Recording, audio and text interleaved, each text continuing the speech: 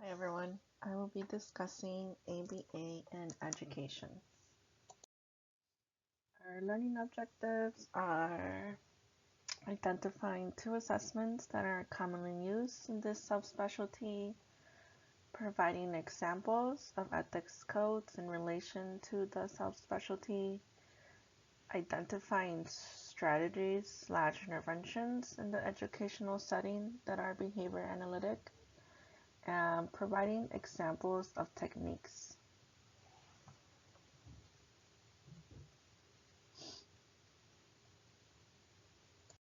All right, introduction to education. So as of 2022, the BACB released their reports and on where certificates work, and 6.92 of those reported that they work in the education setting.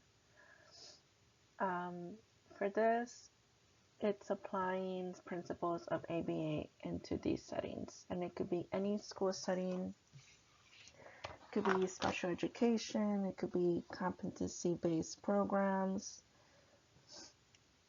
ABA interventions have been successful for like all students, different backgrounds, learning skills, and they can be taught in any classroom. That's why I gave those examples. It's not just for special education or individuals who have IEPs.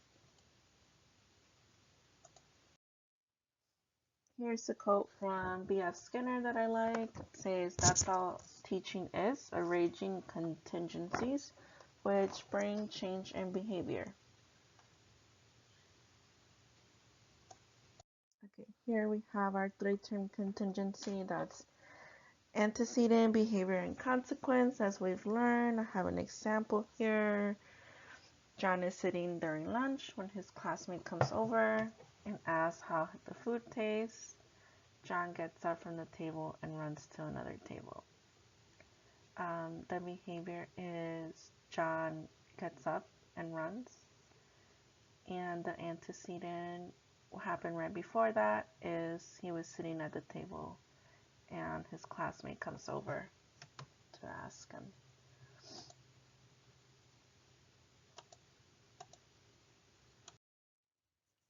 All right, for assessments and interventions, we have our direct assessments, which can be observations, and our indirect assessments, which can be questionnaires and interviews. And then we have the BB map, which is often used in educational settings. Some of you might be familiar with this. This is the Verbal Behavior Milestones Assessment and Placement Program. The BB map contains 170 measurable learning and language milestones that are sequenced and balanced across 3 development levels. For the BB map, I would just keep in mind resources depending on the setting that you are working in or the school, because it can be lengthy and take a long amount of time to complete. Then we have the assessment of basic language and learning skills.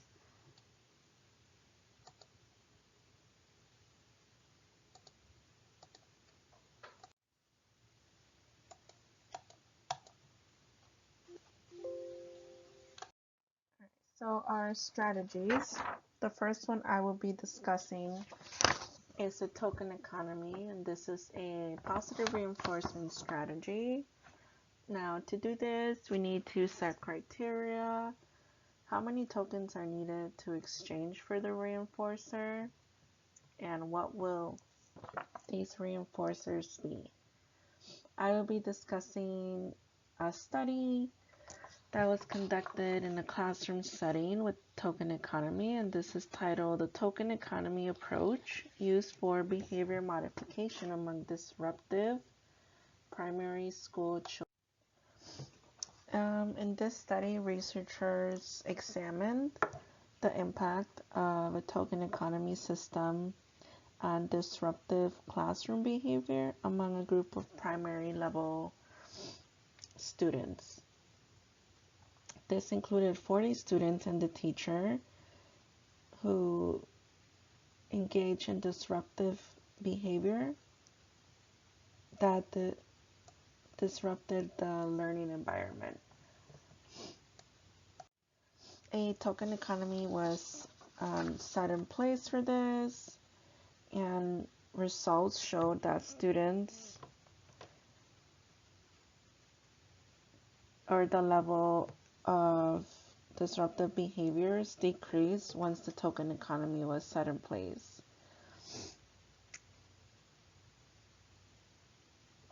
In conclusion, they found that the use of the token economy that they use was effective, and it also increased learning opportunities for students.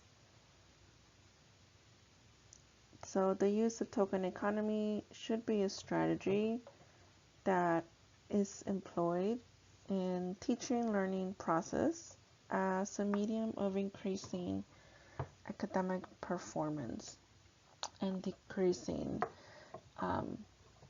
disruptive behaviors.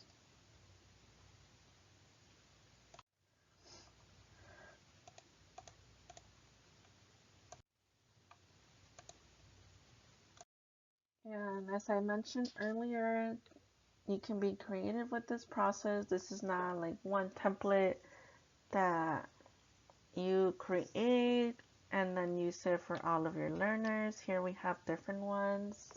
This one's using, I believe, stickers. This is just circling what they're working for, so they have a few options, whereas the first one has they're working for free time. And then the one over here is a marble jar. And they stated what I mentioned earlier that we should do. So they need to keep their bodies calm and safe. And then if they engage in those, they would earn marbles.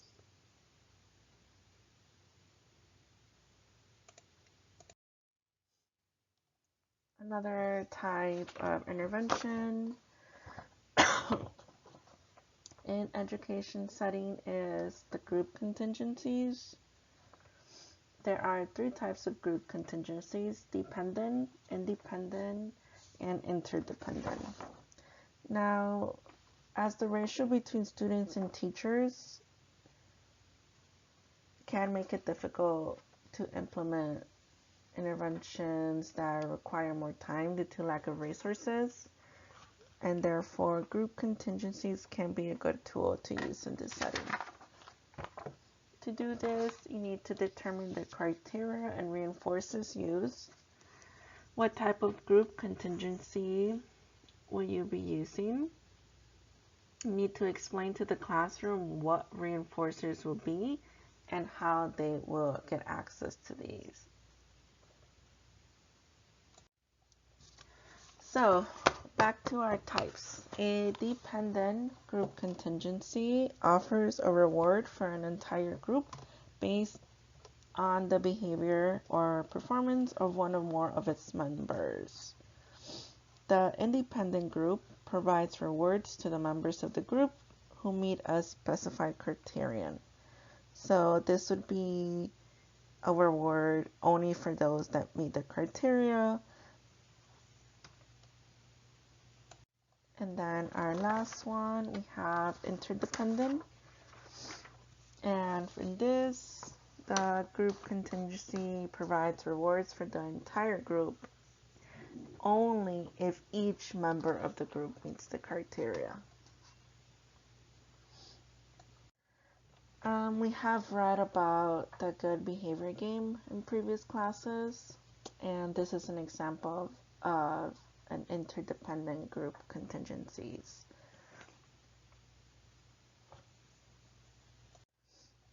Just a quick recap of that. So they were divided into different teams, and the reward was contingent upon each behavior by everyone in that team. And the study that I'll be discussing on group contingencies is titled Classroom-Based Interdependent Group Contingencies Increase Children's Physical Activity. This study investigated the effects of two interdependent group contingencies, so individual versus a cumulative classroom goal setting, and the number of recorded steps that they took every day, and these were recorded on a pedometer.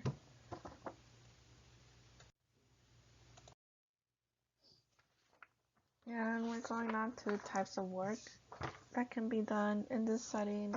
This would be a teacher.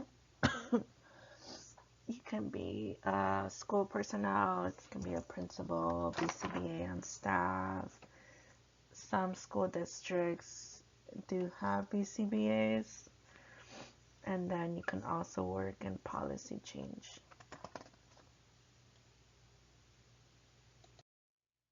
Some of the issues. This would be an important one, is that school contingencies are different than working in a clinic or in a home setting, and vice versa. So me working in a clinic, I wouldn't expect the same contingencies to be at play if I went on to a classroom setting. Another one is that future behavior analysts are not getting enough exposure to this subspecialty, so it would be good to be aware of these. There's also usually not one-on-one instruction due to the classroom setting and the ratio between teachers and students, which makes this very difficult.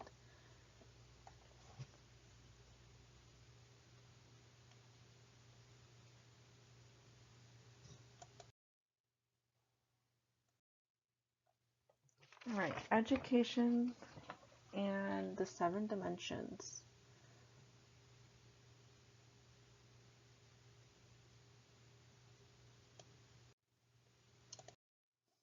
So first we have applied. So to fulfill this dimension, we need to target socially significant behaviors. I have an example.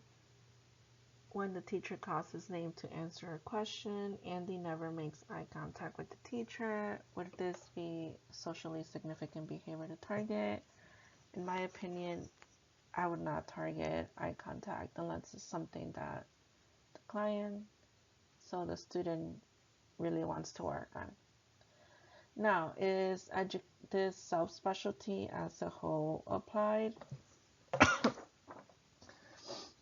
Then yes, because there is a focus on socially significant change. Some of the studies I mentioned, the targets were disruptive behavior that interferes with learning process, not just for the client, but for those around them. And behavioral. So behaviors are measurable and observable. Example, self-injurious behavior. So each instance of Jim slapping, pinching, and scratching or hitting any part of his own body that he may or may not leave immediate noticeable markings or damage. So this would be an example of behavior that is measurable and observable. Is this subspecialty behavioral? Yes.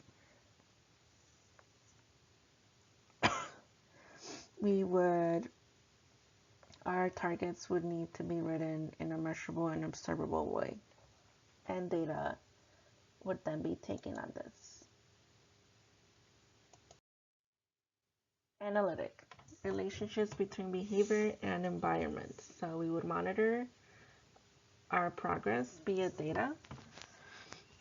When creating a plan, using punishment to target physical aggression, and a BCBA sees no change in data post-treatment, data continues to be at the same level after 4 months of treatment introduction. For this, the BCBA would need to monitor and change things up, as punishment-based procedure does not seem to be, or data does not seem to be changing in the direction that we want to. Is education analytic? Yes. If we are taking data and continuously monitoring for progress, which we should be. Technological. Procedures are written in a clear and replicable manner. So this would be if another team member is able to read and implement the procedures written on your plan. Is education technological? Yes, if our plans are written in such a way, but the subspecialty would fulfill this. Conceptually systematic. Procedures and interventions are related to behavioral principles. Example, Anna created a task analysis to teach her client how to brush his teeth. She used a forward training procedure and provided leads to most prompts. So is education conceptually systematic? Yes, the studies that I read prior use group contingencies and token economies, which are behavioral principles. So we would apply those principles into the educational setting. Effective techniques use result in socially significant change. So we assess this by analyzing goals and data. Is data moving in the direction that we want to? Is education effective? Yes. Again, going back to the studies that I read that showed that there was a decrease in disruptive behaviors when the use of a token economy was implemented. And there is more research out there on ABA procedures in this type of setting. Generality. Are results durable, long-lasting? So are these skills being transferred between environments and people? We can access for maintenance by taking maintenance programs. Is education generality? Yes, we would need to be assessing for maintenance with this and generalizing across different staff in the school, different rooms. Next, we have our task list objectives. So these are some. We have C1, establish operational definitions of behavior. C2, distinguish among direct, indirect, and product mixtures of behavior. C11, interpret graph data. E4, responsibility to client and stakeholders. F1, review records and available data at the onset of a case. And G14, use reinforcement procedures to weaken behavior. So we have our DRA, FCT, DRO, and CR.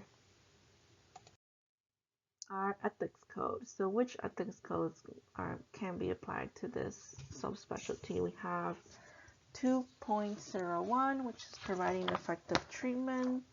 2.09, involving clients and stakeholders. And 3.01, responsibility to clients. So 2.01, providing effective treatment.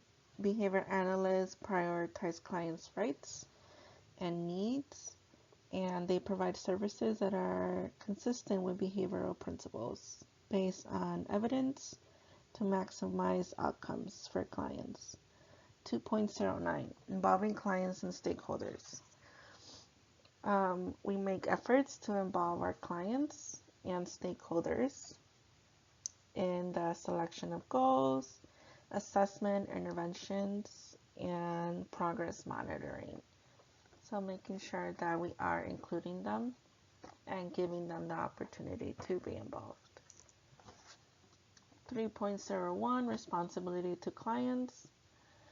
We act in the best interest of clients, and this is in order to maximize benefits and do no harm. This also includes following laws and regulations such as mandating reporting requirements, which I think in this setting, if you are working in a school, students spend a large amount of time there. And so you do spend a majority of the day with them, and you are able to observe, like if a student shows up and something's wrong, there's a bruise on them or something, then you would need to report that. Training. If anyone is interested in this subspecialty, you can get a teaching certificate if you would like to work as a teacher implementing ABA techniques. You can also attend conferences and obtain CEUs focused on this area.